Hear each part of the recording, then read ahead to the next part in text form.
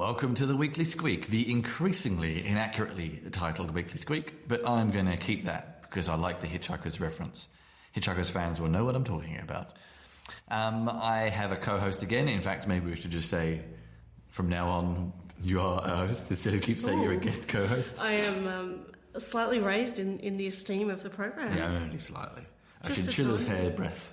Oh, very slightly then. Yes. Yeah, hi everyone. My name's Kate, and I am the person who puts up with Chris. And I'm also a tech journalist, so I'm here talking a little bit about some of the things that I encounter in my week. And welcome to the Echo Chamber. The usual recording studio, the bedroom, is currently in a bit of a state of flux, and I haven't had a chance to reset up the microphone, so you're just going to have to put up with this huge echoey lounge room and the huge ceilings. I'm sure it adds to the atmosphere. Or you could just pretend we're in a spaceship or something. Yeah? We're broadcasting from the Juno mission to Jupiter, maybe. Or a hot air balloon. I think that echoes. The sound of the washing machine in the background. It's a bit like the hot air that you hear. You're really destroying the fourth wall here, aren't you? Yeah. Yeah, okay. So we're going to talk about a few things. We're going to talk about what we've been up to. We're going to talk about some other bigger themes. We've got quite a bit to cover. It's been a little while. So let's start with politics. There's been two events in our lives, political events that we want to discuss. One momentous one you probably didn't even know was happening. The momentous one was, of course, the Australian election. No, unfortunately not. That was the one you probably didn't even know was happening. Let's start with Brexit. So we ended the show talking about my feelings on that topic, and now, of course, we have an outcome, and it wasn't necessarily the outcome that many were expecting, or indeed that personally we would have wanted, and many people like us. But it happened, and it's a very small margin, and there's lots of things around that. Like I heard some friends in London who said they couldn't actually get to vote after work and things like that. So yet again, that was a negative against younger working people who couldn't actually get to vote. And we've seen, of course, modern democracies outpouring through a petition, which got 4 million signatures for a second referendum, but that's not even 10% of the population. So, to be fair, I don't think it should have been. I suppose one of the crazy things about the whole process was that the ridiculous things of people Googling what happens if Britain leaves the EU on the night of the referendum result and not even really understanding what they just voted for, which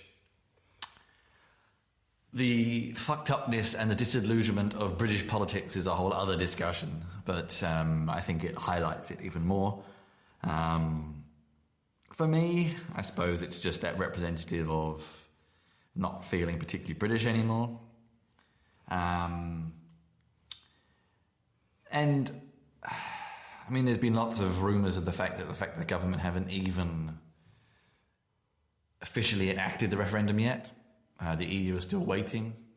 But I sort of get the feeling that, that's a decision that was made. You made your bed, you have to lie in it.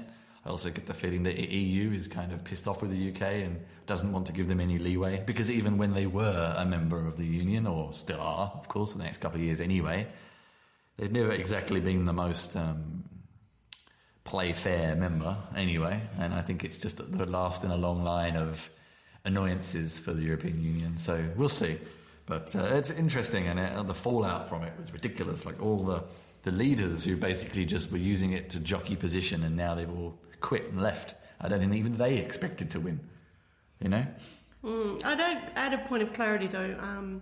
My understanding is for anything to be enacted, it requires an act of Parliament. Yeah, it hasn't happened Article yet. 50, which may take quite a lot of time, because my understanding is that the party that won, well, the people that won, shall I say, actually didn't have a plan of what they were going to do after the decision was made. So it could be anyone's guess what they're actually going to do. And it's a little bit harder because my understanding again is that the people actually running the campaign have actually resigned.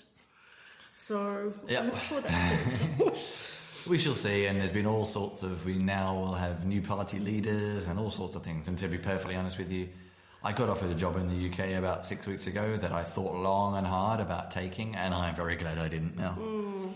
On the silver lining, I managed to gain about £1,000 in a student loan payment. So silver lining in every cloud, I suppose. You mean because of the drop in the value of the pound? Because of the drop in the value of the pound, I paid some back and gained about £1,000. Wow, so very silver lining. Anyway, and then we have other politics. We have the Australian election, which is only just resolved, I think. Is it now officially resolved? Yeah, yes and no. As of today, maybe we should explain a little bit. Also, a bit of context personally is that it was the first one I could vote in, which why it was exciting for me. Maybe as one of about a few thousand people who actually understands the Australian system, maybe you'd like to explain it, Kate. Yeah, I mean, in simple terms, it's a two-house system. There's the lower house, which is the House of Representatives, and then the upper house called the Senate, which is actually elected. Yeah. Whoa. And it's where basically the legislation decided upon or discussed in the lower house gets voted upon and passed or otherwise. And unlike pretty much every other country bar one or two, voting in Australia is compulsory. I think it's the only Western democracy.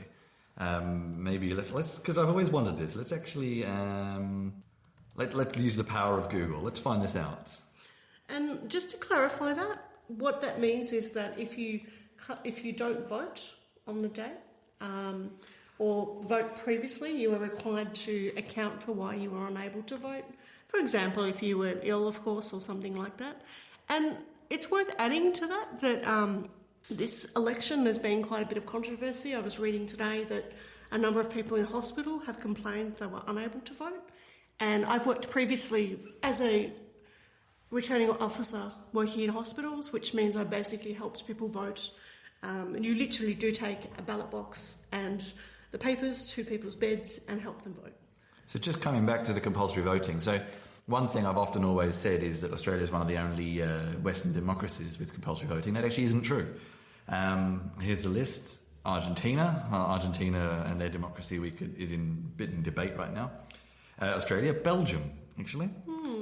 Bolivia, again. Brazil, again. Some of these. So let's have a look at some others. Greece. I was just in Greece, which we'll come to in a minute, and I'm not sure how many Greek people would agree their system is democratic. Luxembourg. Actually, if you look at this list, if you Google this, there's quite a good list of these. The vast majority are not necessarily systems that you would consider be as democratic as they could be, shall we say. But yeah, Australia, Belgium, I'm sure I saw another one Luxembourg? There. Luxembourg, yeah. They're probably three countries where you would consider the system is reasonably democratic. But Australia is probably the biggest Western democracy. Yeah, anyway. That's correct. I mean, I guess most Australians have a different view of compulsory voting to what you might think. People from the outside might go, well, why do you have to vote? Why can't you choose? What if you're an anarchist and you don't like any of them and you don't want to vote for anyone? Whereas I think most people in Australia see voting as a bit of a privilege.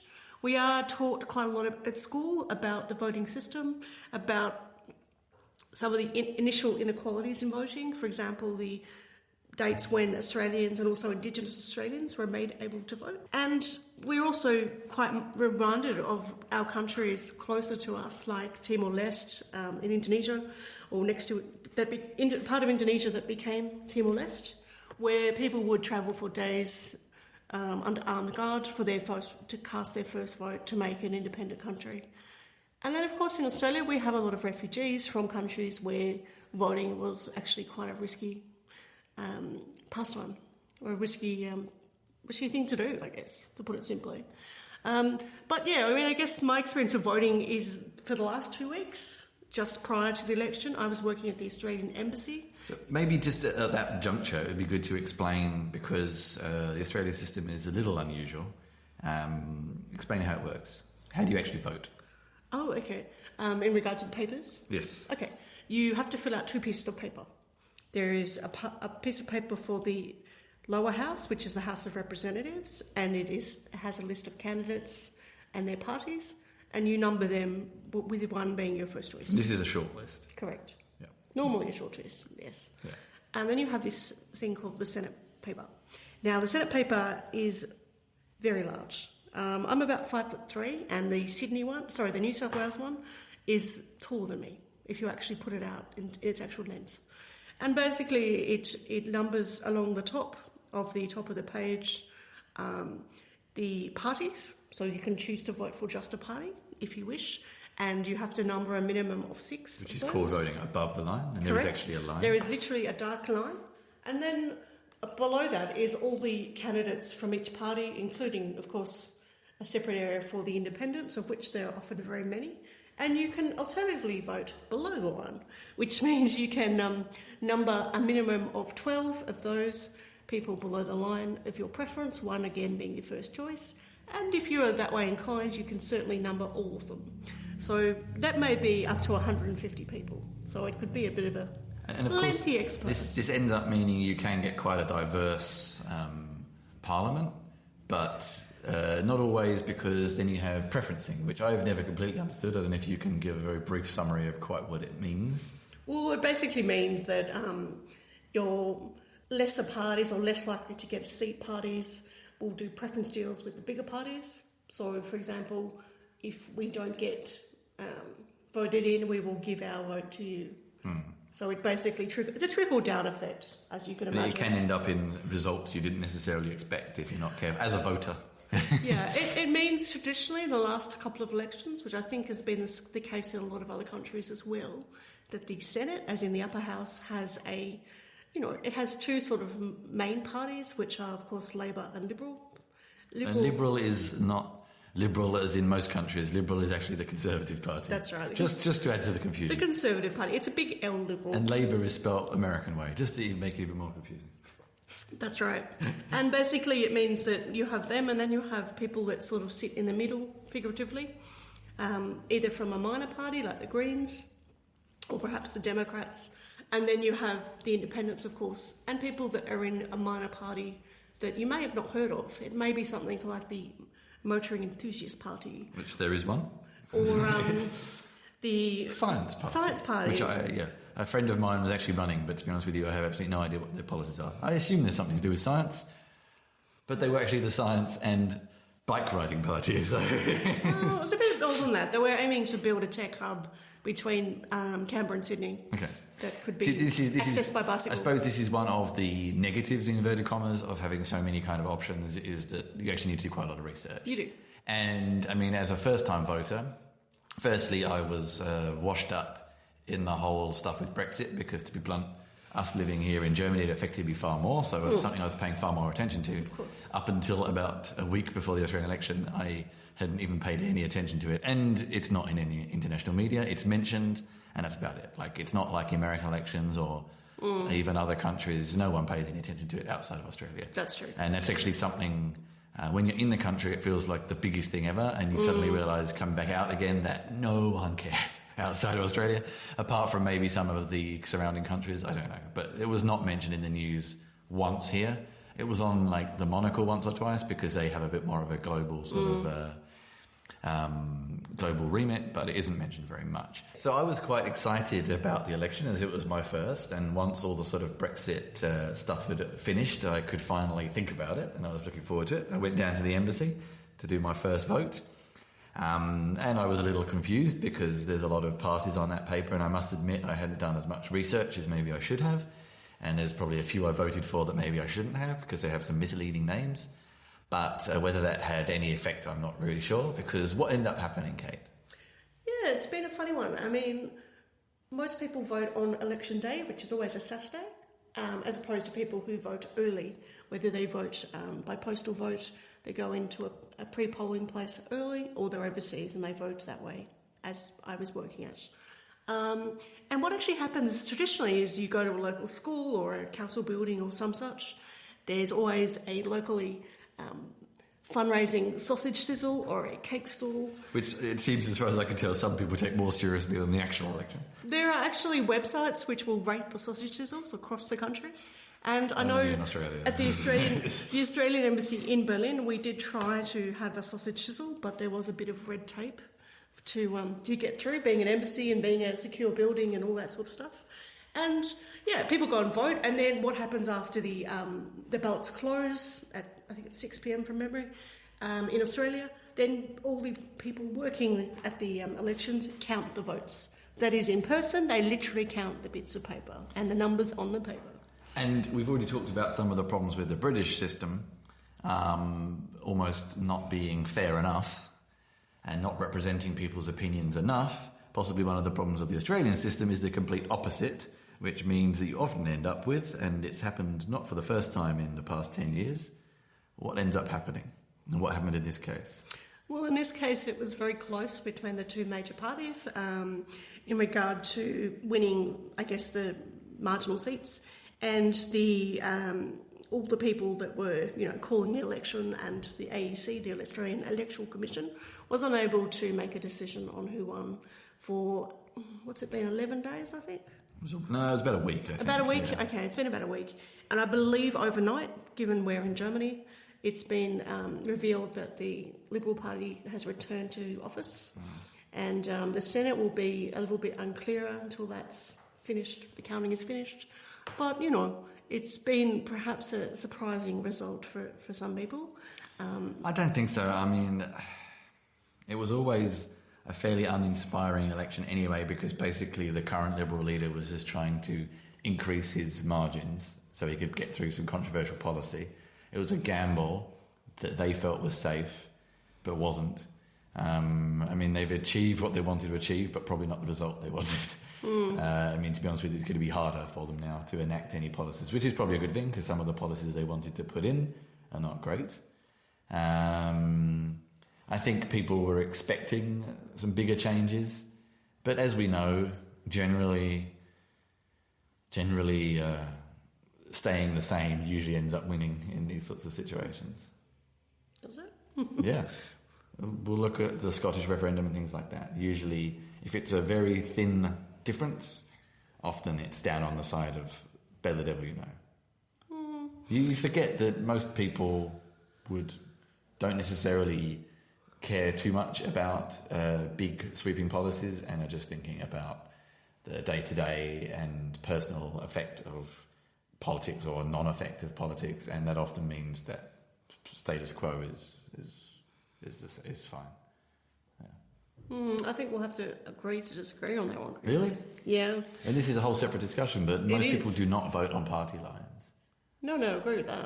People vote on what's affecting them. But I don't think most people just accept the status quo. I think they do. Or they accept someone who's going to fix problems for them. And one of the issues with Australian politics over the past few years is there's not really any big issues to fix. Climate change? Yes, okay. People in detention? But these are okay. Medicare? All right, hang on a minute. Hang on. Okay, right.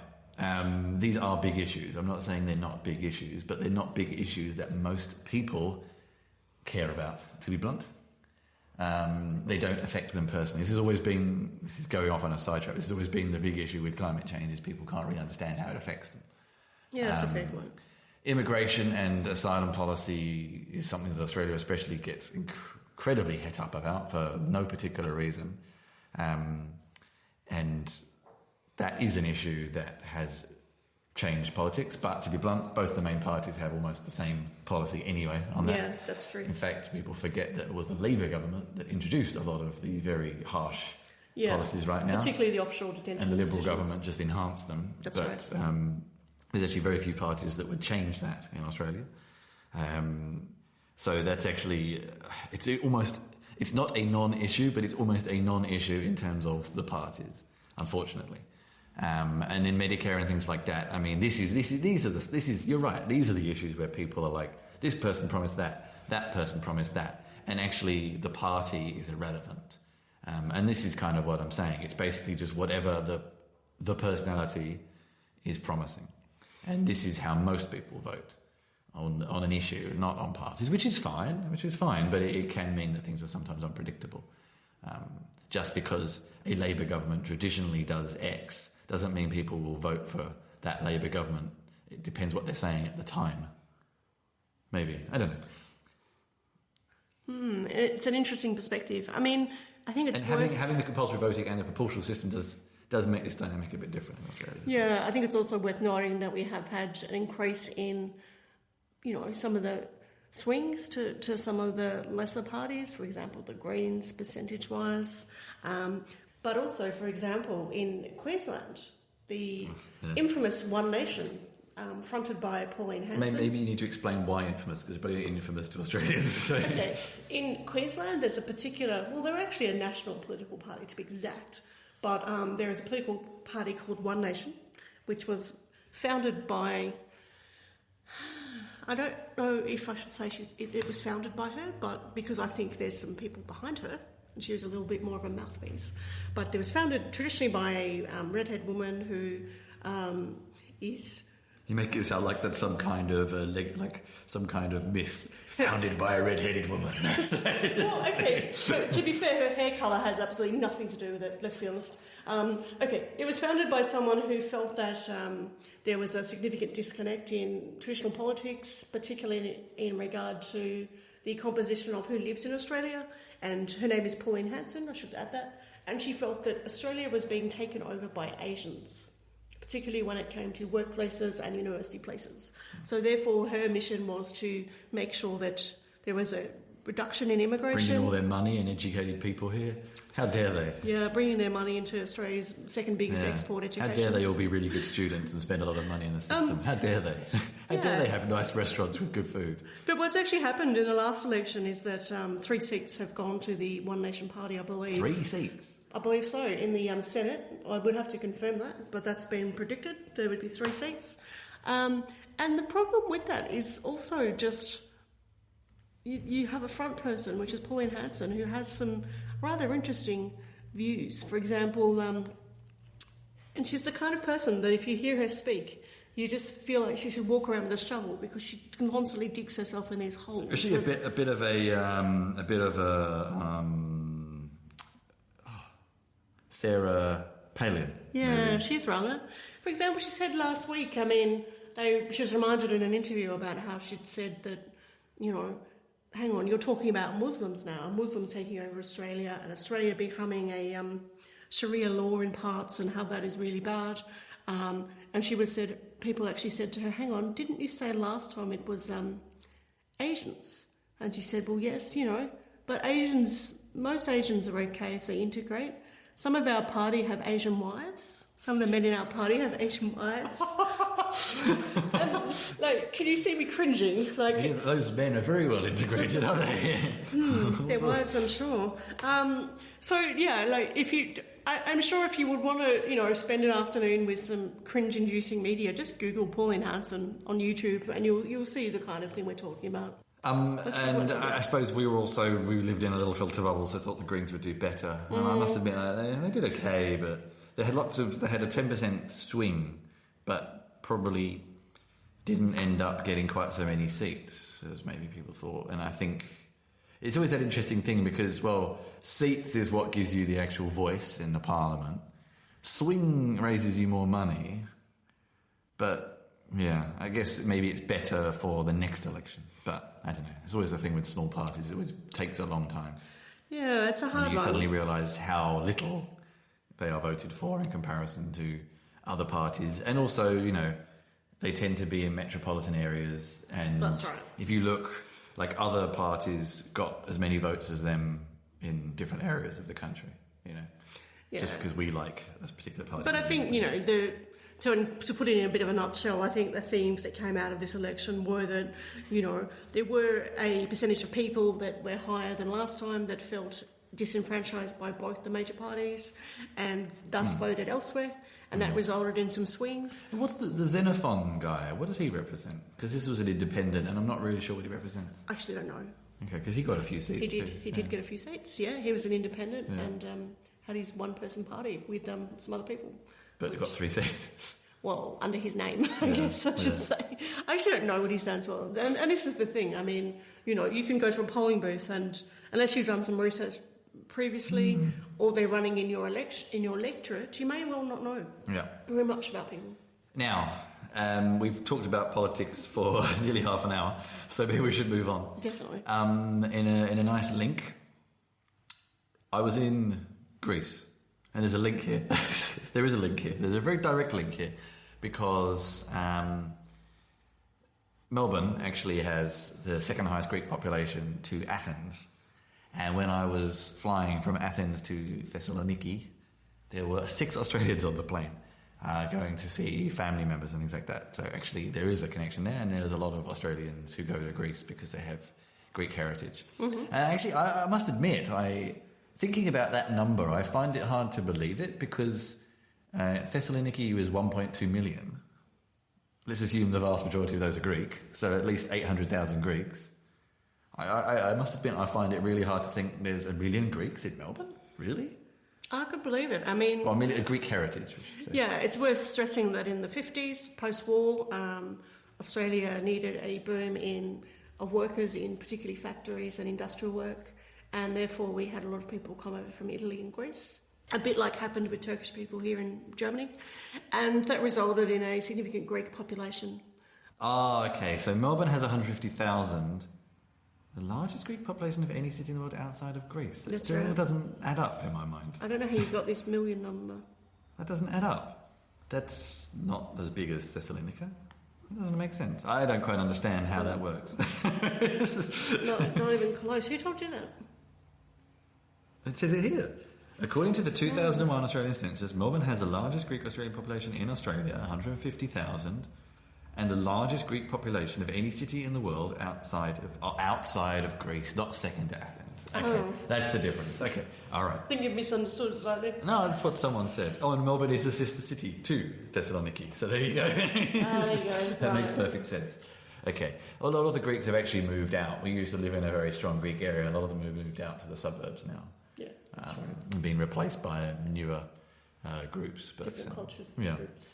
But I was in Greece, and that is the connection between Australia and Greece. There is quite a big one. It was interesting. So tell us about Greece for people who've not been there. Give us a little bit of an overview. I will. So I was there for a conference. So I've now been to a few countries on the Balkan Peninsula. I wasn't sure if I wasn't sure if Greece considered itself a Balkan country, but it does actually. Okay. So I can say that. And it was interesting. I mean, I suppose it has a far more developed tourist industry than some of the Balkan countries, because it hasn't been under a dictator in recent decades. It wasn't under USSR, so it kind of has a more developed tourist industry. So prices were a little more, actually pretty similar to Berlin. Obviously, Greece is quite famous at the moment for economy being a little not in good shape, and I have some figures here actually. So we have, so it's actually the 45th largest economy in the world, which I suppose puts it about a quarter down. There's about 200 countries, isn't there? But I think this is the big problem: a government debt of 175% of GDP, which is pretty big. 25% unemployment rate, which is not the worst, but that's still pretty high. And its growth is going down. So in the past few years, it looks like it's been decreasing. These figures are a couple of years out of date, but yeah. And it was one of the sorts of things where if you're just passing through as a tourist, there'd be certain things you'd notice that maybe a little bit cracks in the veneer. But as I was there for a tech conference, and I mean, I have to be careful here, and I've said this before, being in a tech conference, sometimes you're hanging out with more privileged people. But then I guess even if privileged people are telling you there's problems, then I suppose there are problems. And whilst you may not spot some of them, lots of people said to me, they're thinking of leaving, there's not enough work opportunities, it's hard to find people who are willing to take a chance on things, etc., etc. And things like there's quite a few abandoned buildings, building projects pretty much delayed and taking a long time. They've been trying to build a metro lines in Thessaloniki for about 13 years. Some of its slowdown is also due to the same situation as in Rome. Every time they start digging, they find some kind of archaeological remains and have to stop and analyse them. So that slows things down as well. But I don't know. I mean, in comparison to other Balkan countries, it didn't seem any better or worse. But I suppose the difference being that Greece used to be a better economy. Maybe that's the difference. Whereas some of the other countries haven't been in more recent history. The conference was interesting. Actually, I'm going to come back to that. It's going to come back as a broader topic that we actually wanted to discuss. come back to the conference. I actually just want to cover a little bit of history because I like history. And if you could see where we are broadcasting from, I have a huge Roman Empire map behind us. Yes. And one thing I picked up on, which was interesting, is the whole thing with the Ottoman Empire. Now, one of the things I was interested in is I've always been interested in Byzantine history, which was the kind of dividing of the Eastern Roman Empire, post-Roman Empire, which ended with the conquering of Constantinople, now Istanbul, by the Ottomans in the 1400s. The Ottoman Empire is actually quite sizable. It's one of those sorts of ones that sometimes people seem to forget about. It lasted quite a long time, up until pretty much the First World War. And it's pretty big. I'm looking at a map now. I mean, a lot of the Mediterranean basin, a lot of North Africa, a lot of even into the Balkan Peninsula. It's... And some of Asia, well, not Asia, but Asia as in, what was kind of Asia then, the Middle East. The Middle East. Yeah. It's actually quite surprising. And for some strange reason, I'd never even really thought that some of these countries were part of it. I mean, I didn't actually really ever twig with me that Greece was part of the Ottoman Empire. And this is two interesting things that came out of this. Some of this came from when we did a city tour of some of the buildings, was that, for a very long time, it was under Turkish influence. Mm-hmm. This meant that a lot of the Christian churches became mosques, that Christianity wasn't the main religion, that Turkish was an official language, etc., and there's a lot of influence on the culture of the time.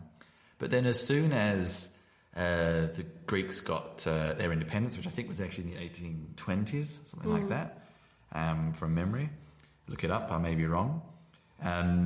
They sort of reverted back to the old ways, in inverted commas, quite whatever that meant, because the old ways were a long time ago, pretty quickly. Getting Greek back as a national language, getting back Orthodox Christianity as the prime religion, and, re-embracing Greekness, I suppose.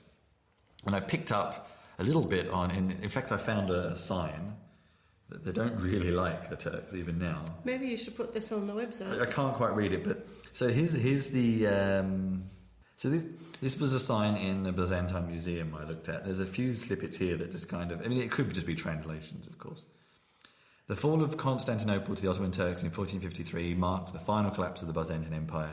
Subjugation to the Turks took a heavy toll on the Greeks and the other conquered Balkan peoples in terms of tremendous demographic decline, incalculable material destruction, and 4 centuries of intellectual, social, and economic backwardness.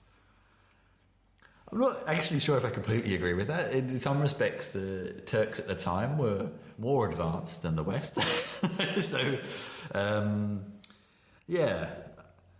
You kind of get the impression they didn't really like each other very much, especially to begin with, and even now. I don't know, and I'd never really picked up on that. And of course, there's the whole thing with Cyprus being 50-50 split between Greece and Turkey. And I always knew that, but I never knew why. And it's all to do with when the Ottoman Empire ended, and I never even knew that. So it's funny, and there was a guy from Bulgaria, I'm looking at a map here, even bits of Serbia, even bits of Hungary and the edges of Austria were all part of the Ottoman Empire. And of course, yes, you had the Austro-Hungarian Empire, which was the other kind of power at the time. Mm-hmm. Yeah, there's a lot of countries that I just, for some reason, never realised were part of the Ottoman Empire. It's a very big empire that fell not in many living memories anymore, but only just outside of living memory. And it's weird, you sort of largely forget about it. It's strange. But I found that quite fascinating. Anyway, that was just one thing I wanted to talk about.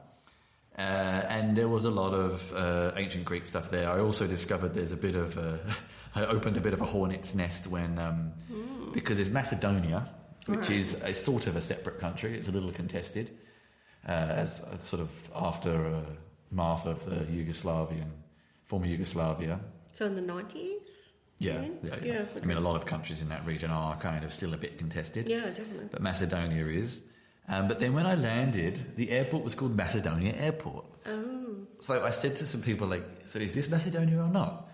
And I opened a bit of a hornet's nest there, because it's not, but they think they are, because the main reasoning being, and this shows you how long some things sit around, and this is why I like studying history.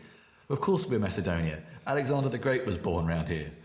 Oh. And he was Macedonian. And it's like, this is someone who was around over 2,000 years ago, but it's actually, is a very big figure in history and someone to be proud of, I suppose. But it's just interesting, these sorts of identities and how ancient identity and old identity can still be so prevalent in modern psyche. And especially, I think, in terms of, I'm conjecturing completely here, but especially in terms of Greece, a country that is currently undergoing not the best time in its history.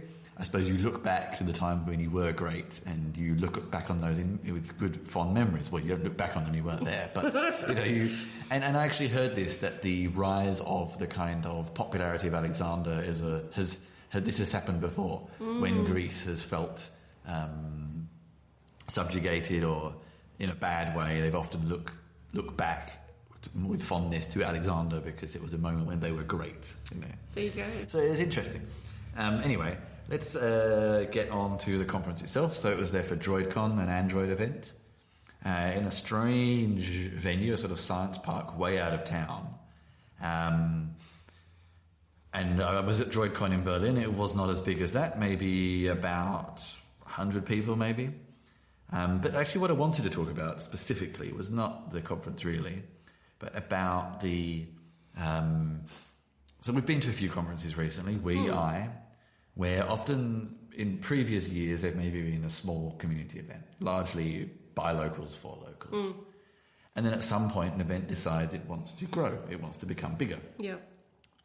This usually means getting international speakers. That's right. Unless, obviously an American conference doesn't need to work so hard and things like that, but largely in smaller countries that's the way they do. Which then invariably means you have to run things in English, which is a whole other discussion and quite a fascinating one, but we won't get into that right now. And I sometimes wonder in some countries where English isn't as widespread as others, if this is a good thing or not, actually. I mean, it's great for people like us because we get to go to all of these weird and wonderful places and experience local scene in a language that we understand perfectly. But that is half the problem. We understand it perfectly. People like us understand it perfectly. So we feel quite happy and quite comfortable to get engaged. We ask questions, we talk to people, we prod, we poke. Yeah. Because we are in masters of our own language. That's right. We're not masters, but you know what I mean. We're more in mastering. More confident. More confident. Well, not even more competent, more confident. Confident is the better word, It's yes. a better word. And so often we come to some of these, and we notice this in Poland, and we also I've noticed this in Albania and now in this conference in Greece, that often the organisers are hyper enthusiastic. They're happy to be running an international conference. They're happy to be getting people from the rest of Europe, the US, to come and speak. And sponsors. And this conference did have some US speakers. They had actually an Australian who now lives in New York and works for Spotify, and they had a guy who's the head of mobile technology for Disney, which was quite cool as well. But often the enthusiasm of the organisers and some of the speakers is not matched by the audience. Anyone got any questions? Anyone got anything want to say? Anyone want to do a lightning talk, etc., etc. And you just get a lot of silence a lot of the time. And I wonder if it's down to language. Some of it may be down to culture, but I think a lot of it's down to language and not feeling confident enough to say things. And I don't know, it's this interesting kind of situation where it's like if you want an event to grow, you have to become international, but you start to also isolate and deny access to some people as well. Yeah, I have a couple of thoughts on that. I mean, firstly, I think that a lot of conferences, particularly conferences that may be their first or second time, they're not like an annual or a biannual that people know and, embrace as a kind of community thing that you do every year or so. They have a lot of student tickets. And the reality of being a student is that if you're going to a conference where it's largely businesses or startups, you may well have never worked in one. So your opinions may be limited. Or you don't feel like you can valid to have an opinion. That's right. Like if you're going to a conference that's talking about how to be an entrepreneur and you're not there yet, it's slightly not quite the same in terms of participating. The second thing I'd add with that is I can give you an example actually of going to a wearables conference last year in Berlin, the Wear at Berlin conference, which was quite good actually. There was some positives and negatives, of course, and they wanted it to all be in English, which is not uncommon in Germany. And Germany is obviously a country that has far higher level of English spoken than Albania or Greece. But I think the thing that I noticed was that it was not always the best decision. For example, there was, a speaker from the wearable textiles or the, kinetic textiles area speaking from Thuringia, which is kind of near Leipzig, which is an old GDR, Germany, where there's less people that learnt English at school. They were more likely as adults now to have learnt Russian, for example. We lived in Leipzig previously. And the speaker had obviously had someone write out his speech in English, and he really, really struggled. And you felt like saying, look, just do it in German, it's fine, He had slides, you could have picked up the nuances as a basic German speaker. Or, of course, contacted him for more information or other people in his company. I think there's ways to do it. Yeah. And it's the complete reverse here. I've actually been to German conferences, largely German conferences, and I've been allowed to speak in English, and no one cared. It's like, yeah, you can speak in English because you can. It's almost the complete opposite. Just quickly out of interest, so I have here the 2015 rankings for English as a foreign language. Some are surprising, some are not. So Germany is at 11, Greece, you can't even find. It's not even listed for some strange reason. I don't know why. And neither is Albania. So that either means they're off the top. No. Off the top 70? I find that hard to imagine. I find that very hard to imagine. So I don't know why they're not included. Maybe they don't. Yeah. I'd also add a couple of things in regard to Greece that may be a slightly different perspective. It's not even reported. The Balkan Peninsula is not even reported for some strange reason. So maybe. I don't know. Maybe it's just not in this particular study or this index of how they rank English proficiency. But when I went to Mobile World Congress in Barcelona in, February this year, I did speak to quite a few Greek startups in the mobile area, and I also hence did an article for ReadWrite, which you can have a look on the website. You can Google it, or we might put a link on the Squeak page. And it basically talks a bit about the tech scene in Greece. And I focused particularly on a couple of different areas, on Athens and also on Thessaloniki. Is that how you say it? Thessaloniki.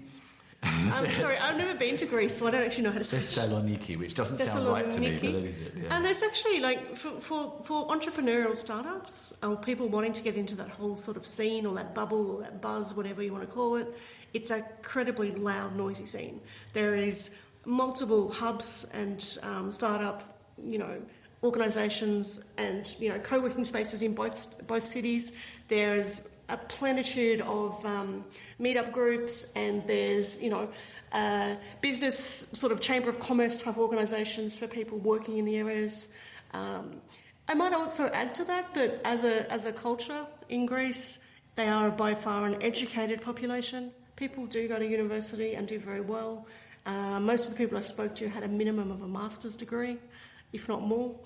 And it's actually, I think the notion of a tech scene, and this is something I was really writing about, can the tech scene pull Greece out of its sort of economic woes, is an interesting one, because you've got educated people, you've got older people, which often are excluded from the tech scene in other countries, who are on their second or third career, who are starting a startup, and most of them are coming with the attitude that, well, as people, we don't expect VC funding, we aren't expecting to win some prize, we are just giving it a go.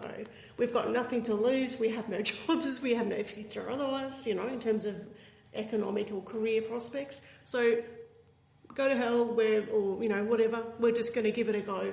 Or particularly doing things like mobile, all we need is a computer and a mobile and a chair and somewhere to sit, like a garage. We don't need, it's not like other countries where they might have a hardware focus. I think in Greece particularly, people are more likely to be doing mobile stuff, whether it's Android or iOS. as opposed to, you know, your hardware, your high-end wearables or your autonomous cars or what have you. This is actually, just very quickly, coming back to the language thing, I found a few statistics here or there, and not all, I'm just pulling them off Wikipedia, so don't necessarily. So Greece, I got apparently estimated about 50% proficiency, which means kind of that the 50% of the population is semi-proficient. Is that like presumably younger people? Well, the Greek one, I'm not sure, but I'm looking at Albania, and it's actually saying as of 2006, more than 65% of Albanian children could speak fluent or semi-fluent English, which is actually quite high. That's actually higher than Germany. So, but I think a lot of it is a confidence thing. And interestingly, the weird thing I found was when I was in the city, this will make you laugh, when I was in the city, I did not... You're talking about in Greece? Yeah. Everywhere I've been, I don't speak a word of Greek, so... I had no choice but to be the annoying English person abroad. And you know, when I'm going to conferences, I'm a little, maybe a little more snobbish about it because I'm being asked to go over there and speak. But no problems. It's perfectly fine. The airport. The airport. Oh, I know that one. Yep. Hardly anybody did, which makes no sense whatsoever. But anyway. Don't you remember Shanghai? That's a bit different. Shanghai is a bit different. So yeah. I don't know. Anyway, yeah. Maybe we should... this is something I want to talk about the whole conference thing generally. It was an interesting idea. I wouldn't mind getting some more feedback on. I might actually make the associated blog post with the podcast more about that topic to get some feedback. Yeah, I mean, it's an interesting one. I mean, I'm tempted to maybe lead a bit of a discussion perhaps next time we speak, because I'm going to a conference this week, Tech Open Air here in Berlin. And I may well not be going to all of it because I have other things to do in terms of articles to write and people to interview or transcribe interviews, so on. But I also think it's worth having a little bit of a think and a look about the value of conferences in the tech scene. Why do we have so many conferences? What do they benefit? I tell you what, actually, this is something I've also wanted to cover on what makes some successful and some not. Yeah. So I think that might be something we want to talk about for our next week. Maybe. I think we need to do a little more research first. Yeah, do a bit of research, but also maybe get some speakers in, maybe people that have organised conferences, get a little bit of perspective, because, I don't know, it would be very easy to go from conference to conference, or from, if you're a new startup, competition at a conference to competition at another conference, or hackathon to hackathon. And, you know, it might be worth as a sort of scene, having a bit of a think and a brainstorm about what the value is for this stuff. A lot of it's networking. That's actually the but main. what does that mean? Maybe we need to flesh that out. What does it equal as well? And I think this is another argument in defence of international conferences, is that it attracts better networking. If all you ever do, if all a Polish startup person ever does is network with other Polish startups, they're not going to get the opportunity to meet people in bigger economies and things. That's right. So if you invite American speakers, etc., you get a chance to network, and that's one other side of it. Yeah, so I think we should perhaps have a discussion about it next time. Yeah. Next time we meet. Let's wrap up. It'll probably take about 20 minutes to wrap up, but anyway, let's wrap up with what else we've been up to. Let's try to restrict it to the past 2 weeks, because I can't even remember the last time we... So off you go. Okay, look, the last week or so, I've spent a lot of time with the Euro Cup here in Europe, which has been, of course... Kate's been the one-person Australian team. Yes. Oh, yes. Which is basically a soccer game or a football game. I think people know what it is. It's okay. Oh, all right. I never know, what people know in other parts of the world. And look, just to give you a bit of context, like living in Germany, soccer is quite popular. And the reason I say that is because when the international games are on, every convenience store, we call them Spätis here, or Spätkaufs. Late shop. Yeah, late shops.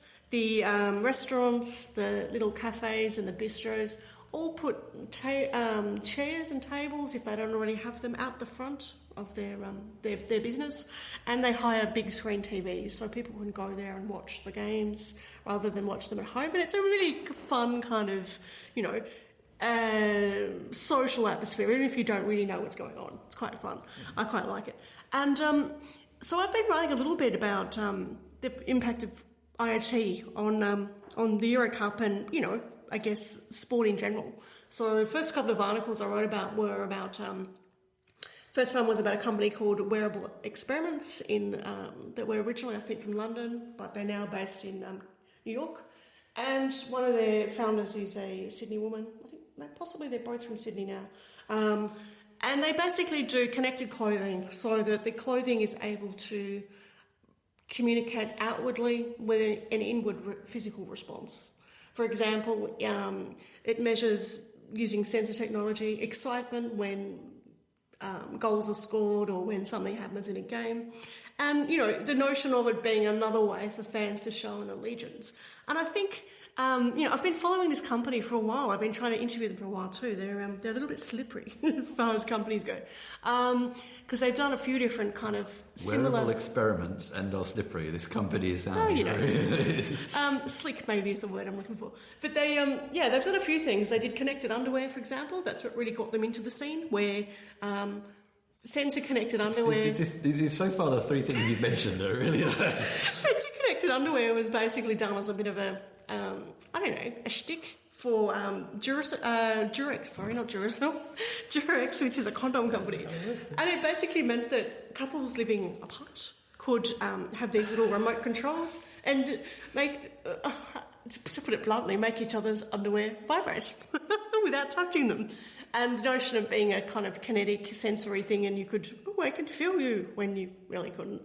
Because that's just what... Anyway. Yeah, maybe you need to have a look at the article. But anyway, they've done a few things, and I think the interesting thing that they've come across is that none of their stuff has ever actually gone to market in a big way in terms of you can buy it retail. And this is my number one frustration with wearable clothing, if we can call it that, or connected clothing. It is very hard to buy. It is usually one-off pieces that sit in a museum or a gallery or go down a catwalk and you never see them again. Or they're a prototype, the good old prototype. And so what these guys did is they went to France for the games, took their wearable clothing, did a lot of kind of opinion canvassing at events and sports games. And it was interesting, their results, because they found firstly that the clothing was most popular with children and women as opposed to men, or older men, shall I say. And the die-hard fans, which were largely men, like as one category of the fans, if you like, their response was very much about, well, I've already got the team jersey, so why would I want this as well? Which is an interesting one. Mm. And I think it shows some of the challenges, and I would encourage you to have a read of the article if you're interested. The challenges of why it's so hard to get wearables into shops, The second article I did was about the use of wearables by the players in the games. For example, connected different parts of themselves, whether it was using... what? That came out really wrong, didn't it? Whether it was, a sensor on their shoe or... shin pads on the front of their legs. Haircuts? Tempting. Some of those haircuts pretty wild. It could measure, the number of kicks they'd done in what angles and degrees and how far they kicked. There's a ball you can buy from Adidas My Coach, which is a connected ball and can, be used to measure all kinds of physics when you come into sports. Connected ball, eh? Can you tell I don't know much about sport? No, just connected ball, vibrating underwear. I'll stop it. The biggest one that always gathers my interest is why we don't have many connected shoes. And I've written a little bit about that, so I'd encourage you to have a look. The next article in the theme, there's a couple more I'm doing, which I'll only mention rather than go into, is connected stadiums. For example, the idea that you can go into a stadium, you can order food from your seat using your phone, you get custom advertising from little screens around the place, all sorts of stuff. Second one is also, hopefully my editor will let me write this, about the Robo Soccer Cup. Connected balls. No, okay. There was actually a football game for robots here in Germany, in Leipzig, recently, where robots, and it's largely the Aldebaran neon robots, you probably know those. Sadly not Pepper. I'm not sure if Pepper has feet. No, she doesn't. Kicking footballs. And again, I'll put the links into the podcast if the articles go to press, because they're incredibly fascinating to watch these robots playing a game. They're very slow, but it's quite fascinating. A bit like paint dry slow, but it's... that sounds riveting. But there's also, look, I have to say, there's something incredibly cute about these little robots kicking balls. It's very cute. So, yeah, it's fun. We had IoT week on SitePoint, so I also have had a bit of IoT stuff myself. I've been doing a little bit of work behind the scenes as well, some documentation for a company called Deepstream, who make a kind of high-speed messaging platform, but also working on a Swift course for another company in the States. So articles that I've written, I've edited a fair few, but I wrote something on a company here in Berlin called Relayer, who make a sort of IoT SDK, and they released an Android prototyping app where you can use to just rapidly test stuff you want to do. So I made a prototype test to see if our cat was jumping up on the door handle or not. So you get to see a picture of our cat looking very disapproving. Yes. I've also been doing some stuff with Bitbucket. Good old Atlassian. Yes, we went to the Atlassian conference in Barcelona a few months ago. Yes, I'm still working on an article for that. Yeah, it's coming, Atlassian. I haven't written mine either. I'm sure they're listening. And mine is actually about a quarter done. It's taken a little bit of time, but there's no particular hurry. I'm not working on anything that's time sensitive. I also wrote an article on Otto for CodeShip, which is an enhancement to Vagrant, or a replacement in some ways for Vagrant from HashiCorp. And obviously so few people know about it. I then got asked if I wanted to be a technical reviewer for a book on Otto. We'll see what comes of that. I just suddenly realised I was in Vienna last week. I did 2 presentations at meetups in Vienna last week. I didn't even mention that. It feels like that was ages ago. I could have talked about stuff I learnt in Vienna, about their history as well. But maybe we should record the podcast again, Kate. Or maybe we should keep going. Let's go for 3 hours. Like the Secret Cabal, the board game podcast I like. Those guys talk for hours. I'm not sure I could abide by that. No. I like the podcast. No, I think I like it short and sweet, and perhaps you like it short. So we're currently looking at about 50 minutes. Okay, we have been a little bit self-indulgent, and we did spend a little bit of too much time on the Australian election. Yeah, I think that was which I should acknowledge is of no interest to most people in the world. Well, maybe now it will be. But maybe thanks to you, it now will be. Maybe there'll be some... Suddenly a whole bunch of people will take interest in 4 years' time. Well, maybe we'll just do a bit of judicious editing. There was an election. There we go. There we go. All right, but we'll see you next time in a week, in inverted commas. In fact, I think the next few weeks will be a little less busy as we gear towards the August holiday in Europe, where everyone goes, and I'm actually going to use the opportunity to catch up on things, because everyone will be on holiday. Likewise. So maybe we'll be a bit more regular next time. But for now, this is me, Christian Schiller, saying goodbye and thanks for listening. And this is me, Kate Lawrence, saying goodbye and thank you for listening.